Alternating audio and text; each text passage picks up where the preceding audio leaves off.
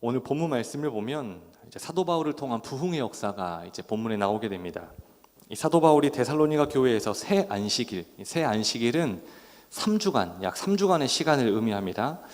딱 3주 동안, 3주가 되지 않은 시간 동안 복음을 전했는데, 오늘 본문 4절을 보면 헬라인의 큰 무리와 또 적지 않은 수의 귀부인들이 바울을 따랐다, 이렇게 기록되어 있습니다.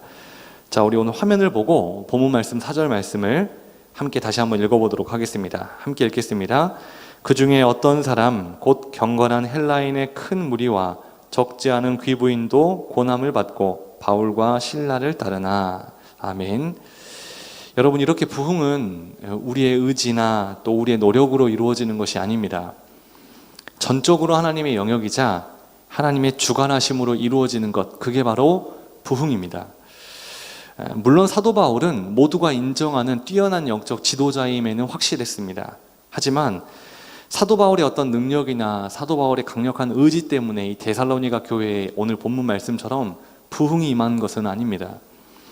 하나님께서 이 데살로니가 교회 위에 부흥을 부어주시기로, 부흥의 은혜를 더하시기로 작정하셨고, 또 하나님께서 친히 일하셨기 때문에, 하나님이 일하셨기 때문에 그 데살로니가 교회 위에 하나님의 크신 은혜가 임한 것입니다. 다시 말씀드리지만 부흥은 성령 하나님의 주권적인, 하나님이 일하셔야만, 하나님이 작정하셔야만 이루어질 수 있는 것, 그게 바로 부흥입니다. 그런데 오늘 우리가 이 부흥의 중심에 서 있었던 사도 바울의 모습을 살펴보면서 부흥의 이유를 찾아보는 것도 굉장히 중요합니다. 이 사도 바울이 부흥의 중심에 서 있을 수 있었던 이유 3가지 모습이 있는데, 그 자세가 있는데, 이것을 살펴보면서 저와 우리 청년들이 하나님이 허락하시는 부흥의 그 중심에 서 있는 우리 청년들이 될 수 있기를 다시 한번 주님의 이름으로 축원합니다. 자, 사도 바울이 부흥의 중심에 서 있을 수 있었던 첫 번째 이유, 그 첫 번째 이유가 무엇이냐? 바울은 삶 가운데 하나님과 늘 함께하며 하나님과 동행하는 삶을 살았던 사람입니다. 다시 말씀드립니다. 사도 바울이 부흥의 중심에 서 있을 수 있었던 이유는 사도 바울은 늘 하나님과 동행하는 삶, 하나님과 함께하는 삶을 살았기 때문에 사도 바울은 그 부흥의 중심에 서 있을 수 있었습니다. 여러분, 하나님과 늘 동행했던 사람, 2사람을 딱 꼽으라고 하면 구약에서는 에녹, 하나님과 늘 동행함으로 죽음을 경험하지 않았죠. 구약에서는 에녹을 꼽을 수 있을 것이고, 신약에서는 오늘 본문에 나오는 바울이 대표적인 인물일 것입니다. 에녹과 바울은 늘 하나님과 동행하는 삶을 살았습니다. 자, 여러분, 그렇다면 성령 하나님과 함께하는 삶, 성령 하나님과 동행하는 삶, 이게 뭘까요? 날마다의 삶, 오늘도 우리에게 주어진 이 날마다의 삶, 매일의 삶 가운데 하나님이 함께하는 것, 그걸 우리는 동행이라 부릅니다. 구약에 나오는 다윗의 모습을 보면 사실 다윗의 삶에는 모세의 삶에 있었던 홍해가 갈라지거나 하늘문이 열려서 만나와 메추라기가 쏟아지거나 구름 기둥 불 기둥이 있어서 모세를 이끌었던, 이스라엘 백성들을 이끌었던 그 놀라운 기적 같은 역사는 사실 다윗의 삶에는 찾아보기가 힘듭니다. 무슨 말이냐면 눈에 보이는 기적이 다윗의 삶 가운데에는 많지 않았다는 겁니다. 많지 않았을 뿐 아니라 거의 없었습니다. 그럼에도 불구하고 다윗은 하나님으로부터 어떤 평가를 받았느냐? 내 마음에 합한 자라, 이런 평가를 받았습니다.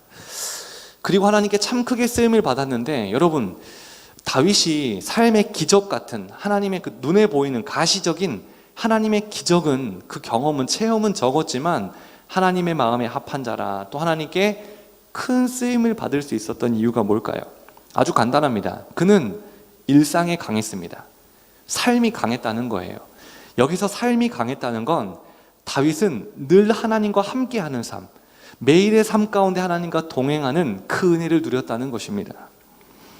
다윗이 쓴 시편을 보면 그 매일의 삶 가운데 하나님을 향한 기도가 있었고 하나님을 향한 찬양이 있었다는 것을 어렵지 않게 찾아볼 수 있습니다. 우리 몇 군데만 함께 볼까요? 시편 88편 9절 말씀. 자, 앞에 화면을 보고 우리 함께 읽어봅시다. 다윗의 고백이거든요. 함께 읽겠습니다. 시작. 곤란으로 말미암아 내 눈이 쇠하였나이다. 여호와여, 내가 매일 주를 부르며 주를 향하여 나의 2손을 들었나이다. 아멘. 여호와여, 내가 매일 주를 부르며. 다윗은 삶 가운데, 매일의 삶 가운데 하나님을 향한 간구와 하나님을 향한 찬양이 있었던, 즉 하나님과 매일의 삶을 동행했던 사람입니다. 한 구절 더 볼까요? 145편 2절 말씀. 자, 이것도 함께 보고 함께 읽어봅시다. 시작. 내가 날마다 주를 송축하며 영원히 주의 이름을 송축하리이다.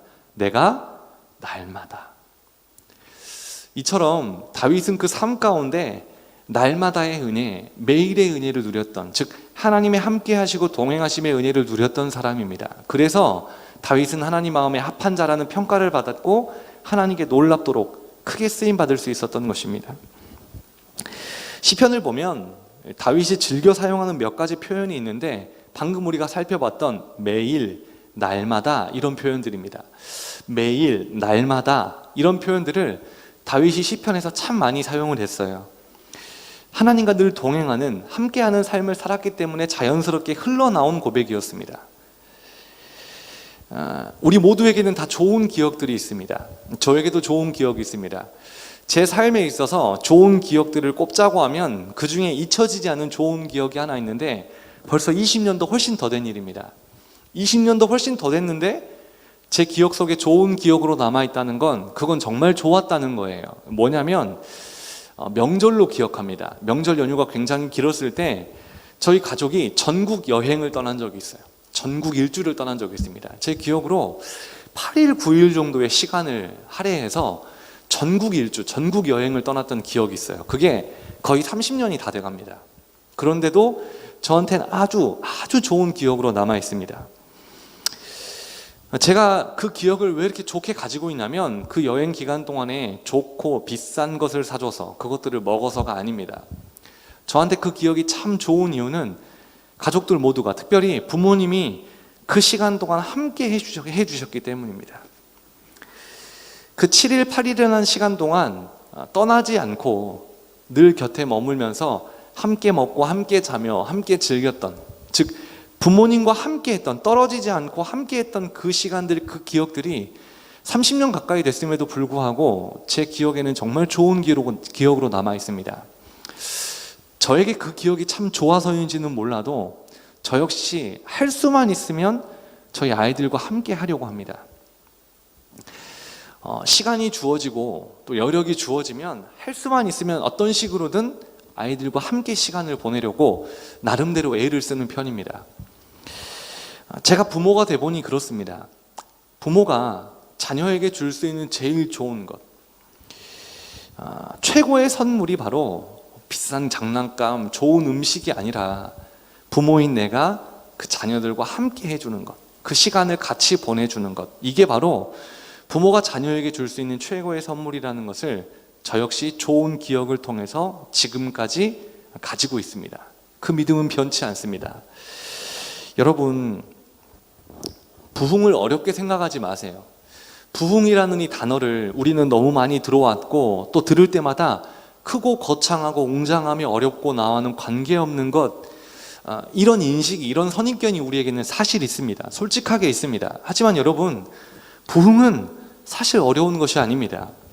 부흥은 나의 아버지 되시는 하나님과 내가 일상 가운데, 삶 가운데, 내가 거하는 곳, 내가 서 있는 곳에서 하나님과 함께 하는 것, 여러분, 그게 부흥 아닙니까? 하나님과 함께 동행하는 삶, 그 삶이 부흥의 삶이라 할 수 있는 것입니다. 예수님께서 12제자를 부르십니다. 여러분 생각해 보세요. 12명의 제자를 부르실 때 예수님께서 그냥 너 시간이 되니까, 너 여유가 되니까, 너 시간 많아 보인다, 너 괜찮다, 이렇게 해서 부르신 거 아니에요. 간절히 기도하시고 12명을 선택하셨습니다. 그런데 그 12명의 제자를 선택하시고 부르시면서 이렇게 말씀하셨어요. 마가복음 3장 14절 말씀. 예수님이 이렇게 말씀하십니다. 이에 12를 세우셨으니, 즉 제자 12명을 선택하신 거예요. 그리고 부르시는 겁니다. 그리고 나서가 중요합니다. 이는 자기와, 그 다음부터 함께 읽어볼까요? 시작. 함께 있게 하시고 또 보내사 전도도 하며. 예수님께서 12명의 제자를 부르신 다음에 전도하라고 무작정 보내지 않습니다. 사역하라고 무작정 보내지 않습니다. 너 저기 가서 이런 사역해, 너 저기 가서 이런 사역 감당해, 이렇게 말씀하지 않으세요. 사역을 맡기기 전에, 사역을 보내시기 전에 예수님께서 먼저 하신 가장 먼저 하신 선행 작업이 있습니다. 방금 우리가 함께 살펴봤죠. 이에 12를 세우셨으니 이는 자기와 어떻게 있게 하시고 함께 있게 하시고. 예수님이 12명의 제자들과 함께 하셨습니다. 12명의 제자들을 선택하시고 부르신 다음 제일 먼저 한 게 바로 함께 하는 거였습니다. 예수님께서 왜 이 12명의 제자를 부르신 다음 함께 하셨을까요? 제자들이 예수님과 함께하는 삶을 살아갈 때 사역도 감당할 수 있기 때문입니다. 사탄 마귀도 물리칠 수 있기 때문입니다. 하늘의 지혜를 얻을 수 있기 때문입니다. 모든 사역, 모든 삶의 기반이 하나님과 함께하는 것이 선행되었을 때 그것들을 넉넉히 감당할 수 있다는 것을 예수님은 알고 계셨어요. 그래서 그렇게 하신 것입니다. 자기와 함께 있게 하신 것입니다. 그럼 예수님은 어떻게 이 사실을 알았을까요? 어떻게 제자들이 나와 함께 있을 때, 제자들이 나와 먼저 함께 할 때 사역도 사명도 잘 감당할 수 있고 삶도 살아갈 수 있다는 것을 예수님은 어떻게 아셨을까요? 이론적으로만 아셨을까요? 예수님의 삶이 그런 삶이었습니다. 예수님의 삶을 보면 예수님은 늘 하나님과 동행하는 삶을 사셨습니다. 새벽에 그 누구보다 먼저 일어나셔서 한적한 곳으로 가서 하나님께 묻고 구했습니다. 함께 하셨다는 거예요. 사역을 다 마친 후에도 산에 올라 하나님께 간절히 구하셨습니다. 즉 하나님과 함께 하셨다는 겁니다. 예수님의 삶은 곧 하나님과의 동행하는 삶이었습니다. 딱 한순간을 빼고. 거기가 어디였을까요? 십자가 위입니다. 십자가 위에서 나의 하나님 어찌하여 나를 버리셨나이까 영적 단절을 경험하는 그 순간을 제외하고 예수님의 삶의 모든 순간들은 다 하나님과 함께하는 삶이었고 하나님과 동행하는 삶이었습니다. 그래서 예수님의 삶이 부흥의 삶이었다는 겁니다. 그게 곧 부흥이라는 거예요. 부흥, 사람이 많아지는 것, 기도 소리, 찬양 소리가 뜨거워지는 것, 교회가 들썩들썩거리는 것, 교회 문지방이 닳도록 많은 사람들이 왔다 갔다 하는 것, 물론 그것도 부흥의 어떤 정의는 될 수 있습니다. 그렇지만 성경에서 말하고 있는 바른 부흥의 정의는 내가, 청년들이, 여러분들이 매일의 삶 가운데 하나님과 함께하는 것, 그곳이 직장이든 친구들과의 관계 아니든 가정이든 나 혼자 있을 때에든 그곳이 어디든 하나님과 함께하는 것, 그게 바로 부흥이라고, 부흥의 주관자 되시며 부흥을 위해 홀로 일하신 하나님께서 성경을 통해서 우리에게 그렇게 정의하십니다.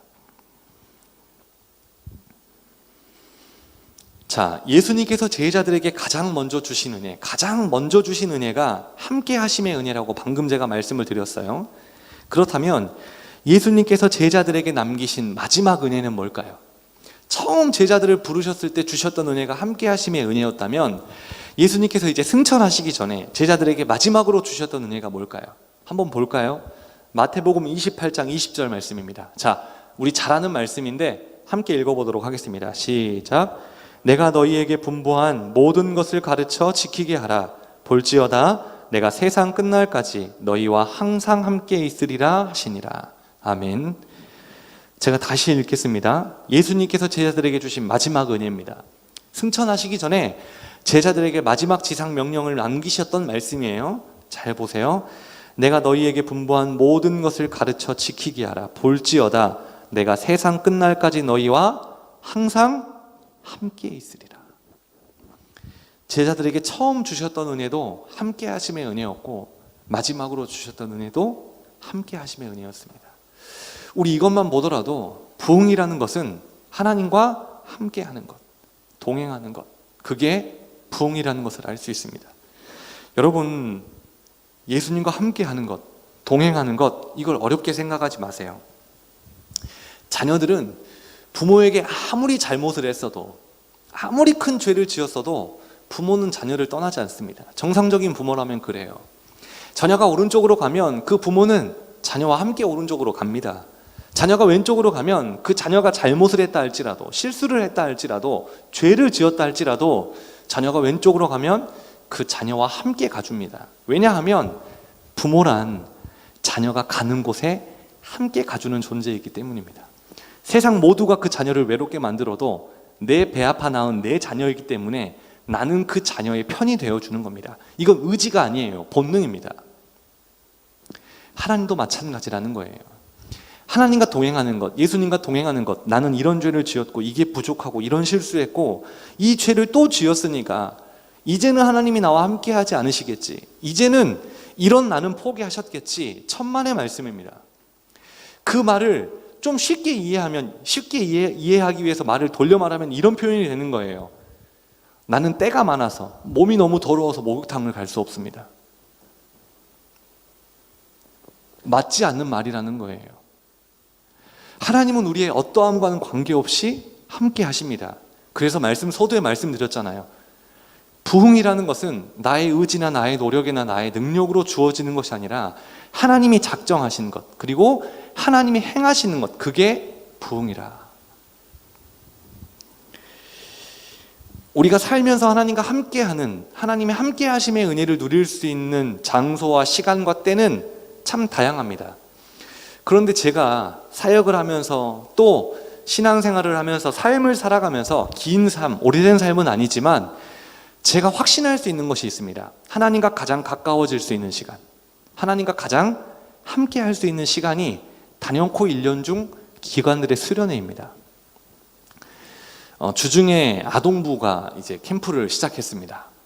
다음 주까지 이어지고, 이제 돌아오는 주중에는 중고등부, 청년부, 영유치부 계속 이어지는데요. 1년 중 그 하나님의 함께 하심의 은혜를 가장 깊이 있게, 가장 가까이 누릴 수 있는 시간과 장소가 바로 수련회입니다. 그건 제가 여러 해의 임상실험을 통해서 제가 직접 경험을 받기 때문에 확신할 수 있습니다. 여러분, 수련회라는 곳은, 이 장소와 시간은 이미 은혜가 예비되어 있는 자리입니다. 이미 은혜가 준비되어 있는 자리입니다. 그리고 하나님께서는 특별히 그 시간과 그 장소 위에 임하여 주시고 우리 각자에게 꼭 필요한 은혜를 주십니다. 만약 요즘 내 삶의 방향이 좀 틀어진 것 같고, 세상과 사람들로부터 받은 상처와 아픔이 있고, 세상에 나밖에 없는 외로움 때문에 힘들어하고, 셀 수도 없는 많은 문제와 어려움 때문에 매일 고민하고 또 방황하며 힘들어하고 있다면, 여러분, 이제 곧 시작되는 2주 앞으로 다가온 청년부 여름 수련회에 한번 걸어보시기 바랍니다. 그 문제를 걸어보고, 어려움을 걸어보고, 아픔과 상처를 걸어보세요. 수련회는 하나님과 가장 함께 할 수 있는, 가장 가까이 할 수 있는 시간이라 말씀드렸는데, 참 놀라운 것은 우리의 관심사는 지금 내 앞에 있는 문제입니다. 어려움이고 슬픔이고 아픔이고 상처입니다. 그게 빨리 해결됐으면 좋겠고, 열렸으면 좋겠고, 답을 찾았으면 좋겠고, 풀렸으면 좋겠어요. 그런데 우리가 그 문제의 답을 찾으려고 하면 찾으려고 할수록, 그것을 풀려고 애를 쓰면 애를 쓸수록 쉽지 않습니다. 그런데 자연스럽게 그것들이 해결되고 풀리는 길이 하나 있습니다. 그게 바로 은혜입니다. 지금 우리 모두의 눈에는 그 문제에 대한 답이 필요하고 상처와 아픔이 회복되는 것이 필요하지만, 그건 우리 생각입니다. 하나님이 은혜를 주시면, 우리가 은혜를 받기만 하면 그 문제와 상처와 아픔, 여러 고민과 어려움들은 자연스럽게 해결이 됩니다. 여러분, 우리 삶에 있어서 가장 급한 것이 은혜입니다. 그리고 가장 중요한 것도 은혜입니다. 은혜가 1순위고, 은혜를 받게 되면 그 다음 우리가 생각했던 문제들이 자연스럽게 하나하나씩 풀리고 해결되어지고 열리게 되는 것입니다. 그래서 여러분들을 수련회 자리로 초대합니다. 여러분, 수련회는 시간이 남아 도는 사람이 오는 데가 아닙니다. 그 시간에 할 게 없어서, 도저히 시간이 남아 돌아서 어찌할 수 없어서 참여하는 것, 그게 수련회가 아닙니다. 여러분, 수련회는 시간이 없는 자들이 참여하는 겁니다. 상황과 형편이 쉽지 않은 자들이 참여하는 겁니다. 그래서 여러분들 한번 걸어보세요. 2022년 여름 수련회 여러분들의 문제와 어려움을 걸어보시고, 또 슬픔과 상처를 걸어보십시오. 그리고 하나님께 구해보세요. 은혜 주시면 이것들 아무것도 아님을 내가 믿는다고 간절히 구해보십시오. 구하지 않으면 얻을 수 없습니다. 하나님은 구하는 자에게 주시는 분입니다. 여러분, 예수님의 제자들 다윗, 또 오늘 본문의 바울처럼 예수님과 동행하는 것이 곧 부흥하는 것이며, 그 부흥이 우리 삶의 모든 것들을 열어주고 해결해주며 풀어주고 자유케 함을 우리는 반드시 기억해야 합니다. 자, 방금까지 우리는 사도 바울이 부흥의 중심에 서 있을 수 있는 첫 번째 이유를 바울은 삶 가운데, 매일의 삶 가운데 하나님과 동행했기 때문이라고 말씀드렸습니다. 그래서 부흥의 중심에 서 있을 수 있다 말씀드렸습니다. 두 번째로 사도 바울이 이 부흥의 중심에 서 있을 수 있는 이유는 바울에게는 규칙적인 삶의 모습이 있었습니다. 본문 2절을 보면 바울이 자기의 관례대로 회당에서 말씀을 가르쳤다 이렇게 기록되어 있습니다. 자, 우리 다시 본문 2절 말씀을 함께 읽어보도록 합니다. 2절 말씀 함께 읽겠습니다. 시작. 바울이 자기의 관례대로 그들에게로 들어가서 새 안식일에 성경을 가지고 강론하며. 자, 2절 말씀에 자기의 관례대로, 이 말을 헬라어 원어로 보면 에도라고 합니다. 에도는 습관을 쫓아 늘 해왔던 대로, 이런 뜻입니다. 그러니까 자기의 관례대로, 이 말은 바울이 늘 해오던 대로, 해왔던 대로 습관을 쫓아서 했다 이렇게 해석할 수 있습니다. 자, 한마디로 바울의 삶과 사역에는 일정한 삶의 규칙이 있었다는 것입니다. 바울은 복음을 전하러 가는 곳마다 습관처럼 회당을 찾았습니다. 사도 바울이 회당을 찾았다, 습관처럼 회당을 찾았다, 뭘 의미할까요? 하나님의 말씀을 가르쳤다는 겁니다. 하나님의 말씀을 강론, 선포했다는 것입니다. 해왔던 대로, 애도, 삶의 습관처럼. 그리고 그 회당에서 자연스럽게 복음을 정했습니다. 어떤 의식적으로 그렇게 하는 게 아니라 복음을 전하는 것이 사도 바울의 애도, 즉 삶의 습관이자 늘 해왔던 일이라는 것을 우리에게 보여주고 있는 겁니다. 이게 바로 사도 바울이 부흥의 중심에 서 있을 수 있었던 중요한 두 번째 이유입니다. 여러분, 우리 신앙도 삶도 일정한 규칙을 가지고 꾸준하게 반복하는 것이 생각보다 굉장히 중요합니다. 여러분, 세상의 이치도 그렇잖아요. 자, 운동을 한다고 합시다. 내가 살을 빼기 위해서, 내 몸에 근육을 붙이기 위해서 내 운동하기로 마음 먹었어요. 운동하기로 마음을 먹었는데 일주일에 한 번, 나한테 시간이 제일 많이 남고 제일 여유가 되는 일주일에 딱 한 번 가서 한 4시간, 5시간씩 운동하는 것과 매일매일 1시간, 1시간 반씩 운동하는 것, 전자가 더 군살이 빠지고 근육이 잘 붙을까요? 후자일까요? 누가 봐도 후자입니다. 전자 다 해보셨잖아요. 우리 몸에서 군살이 빠지지 않고 근육이 붙지 않는 이유는 아주 간단합니다. 매일 하지 않아서 그렇습니다. 꾸준히 하지 않아서 그렇습니다. 운동만 그렇습니까? 공부도 마찬가지잖아요. 꾸준하게 앉아서 그 시간을 채워가며 자신의 하루의 할당량을 공부하는 사람을 이길 수 있는 것은 없습니다. 꾸준함을 이길 수 있는 것은 없다는 거예요. 영적인 원리도 똑같습니다. 성경 속의 신앙 영웅들에게도 규칙적인 기도 시간이 있었습니다. 예수님 말할 것도 없습니다. 아까 앞서 말씀드렸죠. 예수님은 하루의 첫 시작과 마지막 시간을 반드시 기도하는 시간으로 비워두셨습니다. 아무리 삶이 바빠도 기도하는 시간만큼은 절대로 포기하지 않으셨습니다. 타협하지 않으셨어요. 규칙적인 기도 생활이 있었다는 겁니다. 예수님의 제자들도 마찬가지입니다. 사도행전 3장 1절을 보면 제9시 기도 시간에 베드로와 요한이 성전에 올라갈새. 제9시가 베드로와 요한이 매일매일의 기도하는 정해진 시간이었다는 겁니다. 그 시간이 되면 기도하는 거였어요. 베드로와 요한도 삶의 규칙적인 기도 시간이 있었다는 겁니다. 한 사람만 더 보겠습니다. 다니엘 역시 그 삶 가운데 정해진 기도 시간이 있었습니다. 삶의 규칙이 있었다는 거예요. 꾸준함이 있었다는 겁니다. 다니엘서 6장 10절 말씀 제가 읽겠습니다. 다니엘이 이 조서에 왕의 도장이 찍힌 것을 알고도 자기 집에 돌아가서는 윗방에 올라가 예루살렘으로 향한 창문을 열고 전에 하던 대로 하루 3번씩 무릎을 꿇고 기도하며 그의 하나님께 감사하였더라.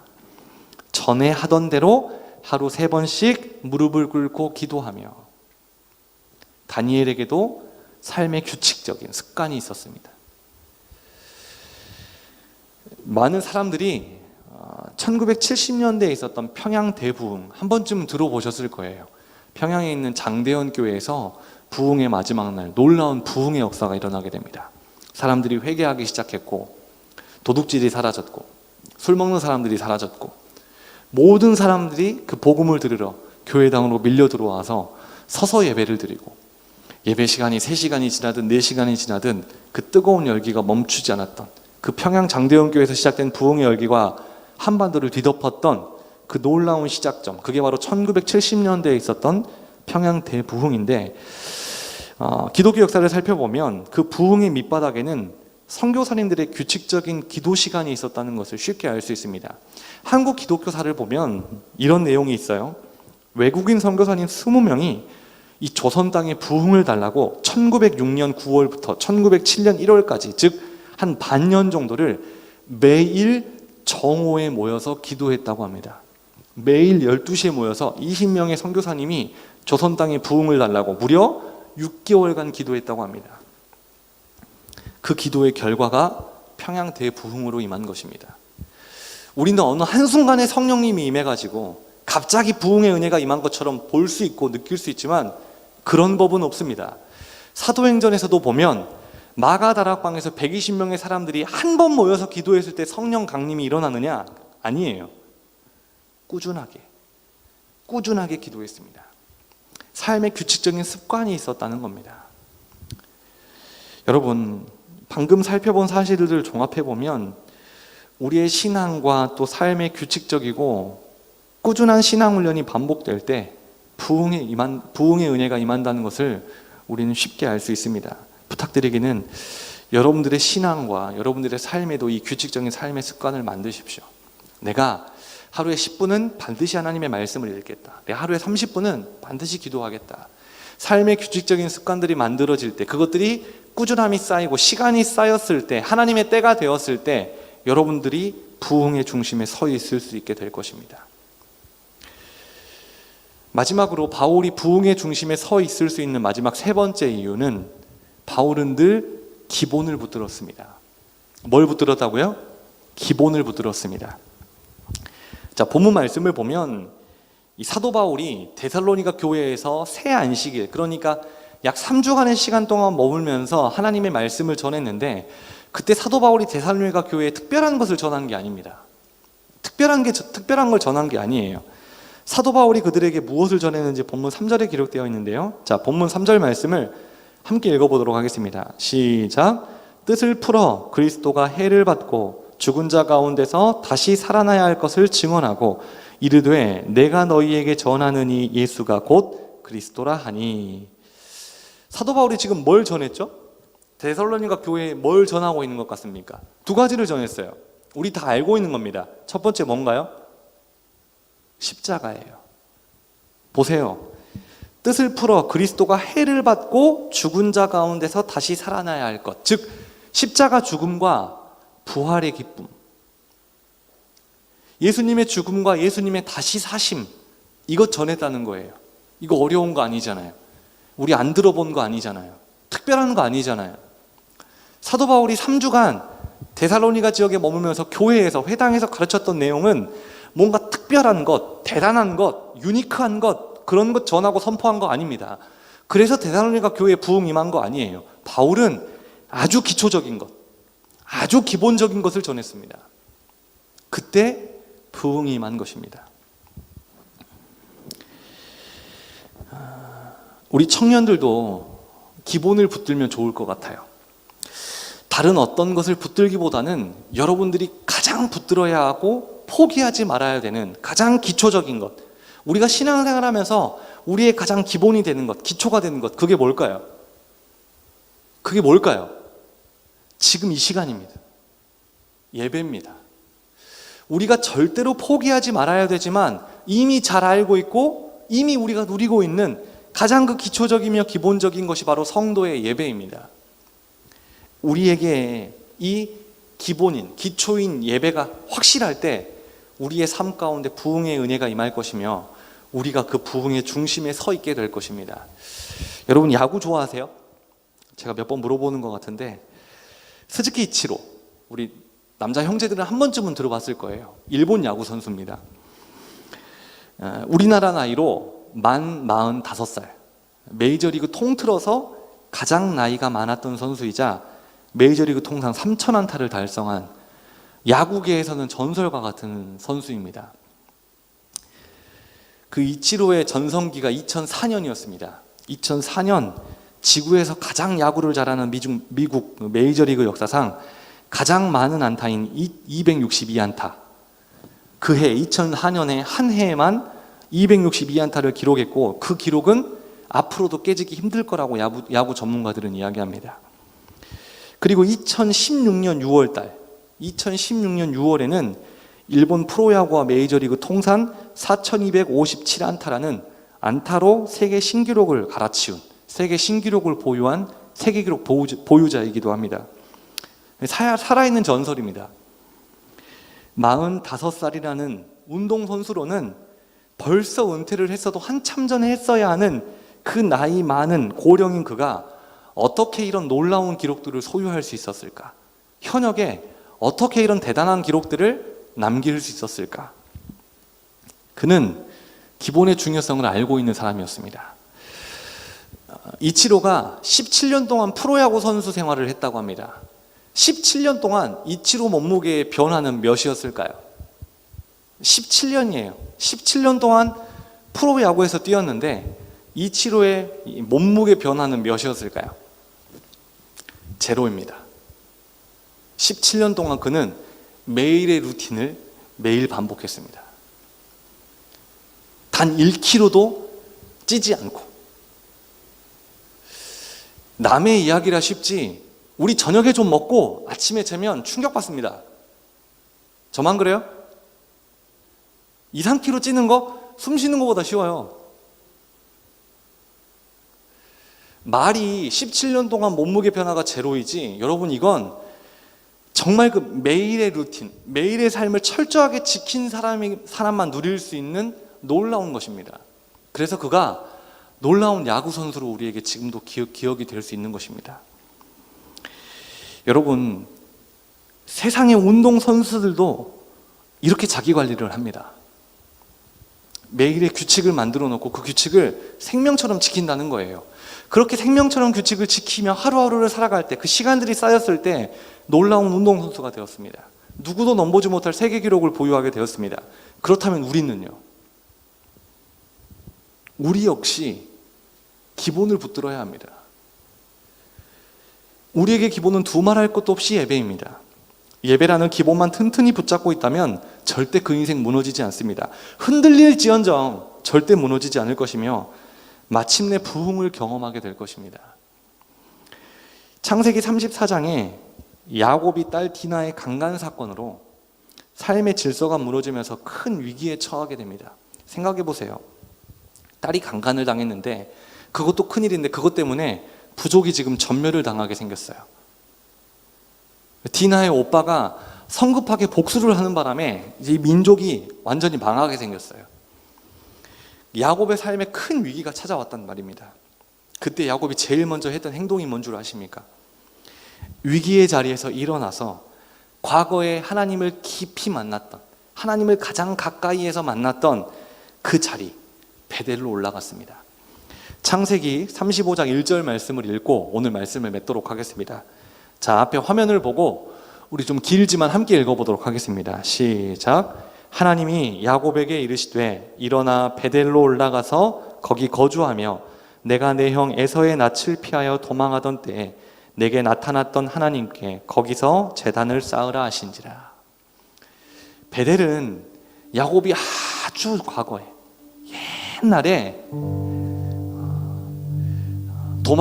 도망치다가 하나님을 깊이 있게 만났던 자리입니다.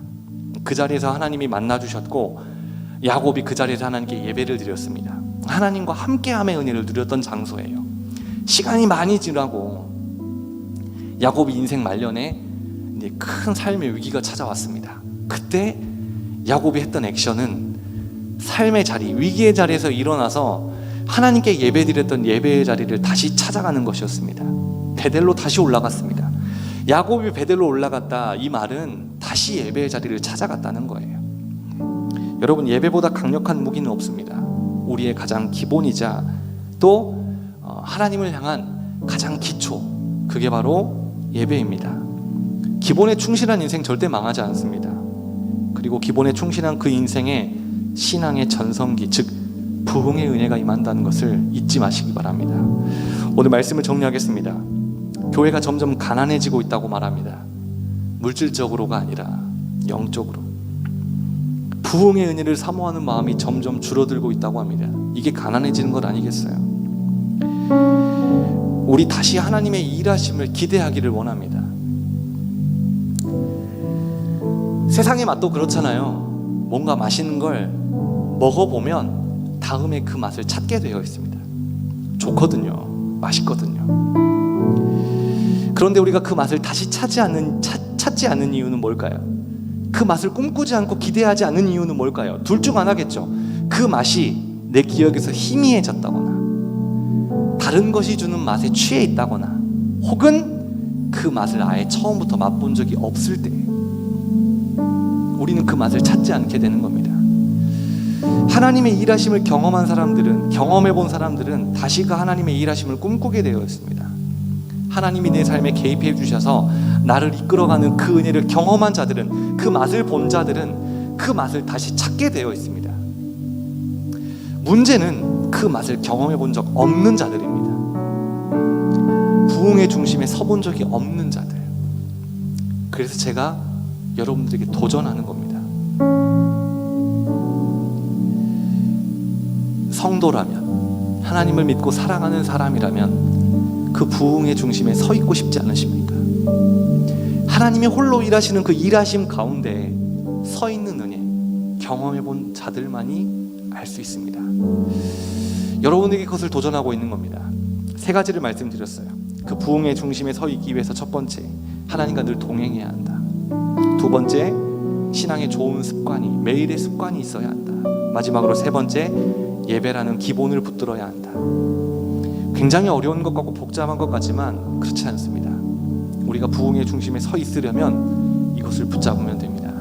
바라기는 우리 모든 청년들이 이번 여름 수련회와 또 여름의 이 시간들을 통해서 올해가 가기 전에 그 부흥의 중심에 서 있는 그 은혜를, 그 누구도 주지 못하는 그 은혜를 우리 청년들 각자가 누릴 수 있게 되기를 주님의 이름으로 축원합니다.